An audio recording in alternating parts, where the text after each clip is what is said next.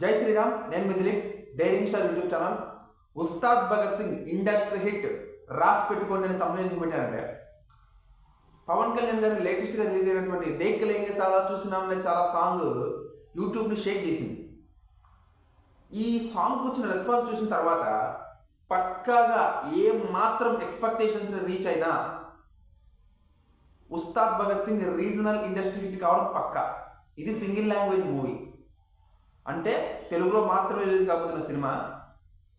ఓజీని మించిన కలెక్షన్స్ అయితే మనం తెలుగులో చూడొచ్చు.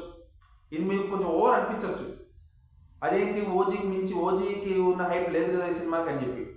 కానీ హైప్ లేదు కరెక్టే, కానీ రిలీజ్ అయిన తర్వాత గబ్బర్ సింగ్ రేంజ్లో ఉండి మనల్ని బాగా మెప్పించిందంటే, పాజిటివ్ టాక్ అని తెచ్చుకుందంటే, రీజనల్గా ఇండస్ట్రీ హిట్ రికార్డు మొత్తం ఎగిరిపోతాయి, ఖచ్చితంగా ఎగిరిపోతే. మళ్ళీ రాజమౌళి సినిమా వస్తే తప్ప ఆ రికార్డు ఎవరు టచ్ చేయలేని పరిస్థితికి వెళ్తుంది. నేను చెప్తున్నా, రాసి పెట్టుకోండి. ఎందుకంటే పవన్ కళ్యాణ్ గారిని ఇలా చూసి చాలా కాలం అయింది.